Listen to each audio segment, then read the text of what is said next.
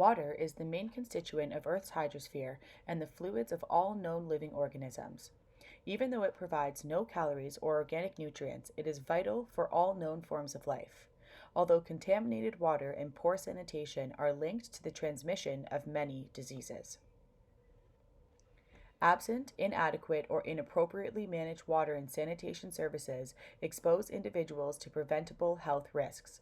The poor management of urban, industrial, and agricultural wastewater means the drinking water of hundreds of millions of people is dangerously contaminated or chemically polluted. It becomes clear that water security is a global challenge. The World Health Organization reported that in 2015, some 2.1 billion people lacked access to a supply of safe, available water at home. In 2015, 844 million still lacked even the most basic drinking water service. 263 million people, mostly women and children, had to walk more than 30 minutes to collect water from a treated source, and 169 million still collected their untreated water from an open surface water source, some of which were 3 or more hours away. More simply put, worldwide, 1 in 3 people do not have access to safe drinking water, and 2 out of 5 people do not have a safe hand washing facility. Under the United Nations 17 Sustainable Development Goals, number 6 is ensuring access to water and sanitation for all. Recognizing the growing challenge for water scarcity, the UN General Assembly launched the Water Action Decade on the 22nd of March 2018 through to 2028 to mobilize action that will help transform how we manage water. The objectives of the decade are: 1. Advance sustainable development. 2. Energize implementation of existing programs and projects. And 3. Mobilize action to achieve the 2030 Agenda. Whereas the targets for the 2030 Agenda include: 1. By 2030, achieve universal and equitable access to safe and affordable drinking water for all. 2. By 2030, achieve access to adequate and equitable sanitation and hygiene for all, and end open defecation, paying special attention to the needs of women and girls and those in vulnerable situations.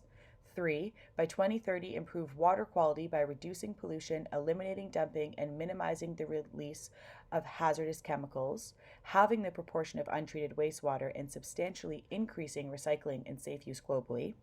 4. By 2030, substantially increase water use efficiency across all sectors in order to reduce the number of people suffering from water scarcity.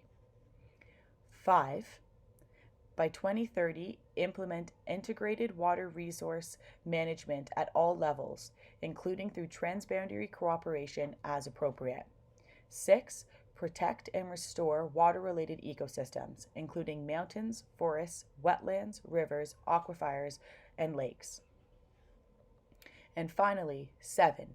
Expand international cooperation and capacity building to support developing countries, as well as support and strengthen the participation of the local communities. Even though the focus of the United Nations is geared in a positive direction, the goals can sometimes seem broad and relatively hard to achieve. Yet initiatives are taking place to tackle this challenge. The acronym WASH, which stands for Availability and Access to Water, Sanitation, and Hygiene, along with the International Organization for Migration, has increased their services in response to the COVID-19 pandemic. If we scale the topic of water security back from the global context to the context within Canada, we face our own triumphs and challenges. Within Canada, access to clean drinking water is generally not a matter of concern. However, 1 in every 5 First Nations reserves is under a drinking water advisory. This is often due to unacceptable microbiological quality. A study conducted at a northern Manitoba First Nations community in the Island Lake region confirmed high prevalences of E. coli and coliform bacteria, and also of antibiotic resistance genes in water samples. The community has a water treatment plant, and just over 300 homes in the community are served by piped tap water. The homes without piped tap water from the plant get their water delivered by water trucks. With insufficient water infrastructure, families turn to lake water for general washing and cleaning purposes. The contamination found in the water that is available is of considerable significance. The issue of poor water quality in First Nations communities in Canada is often ignored, and studies like the one conducted in Manitoba shed light on this important issue and brings awareness. Locally in Victoria, the Clover Point Pump Station has been upgraded and expanded as part of the wastewater treatment project. The original pump was built in the 1970s and pumps sewage directly into the ocean.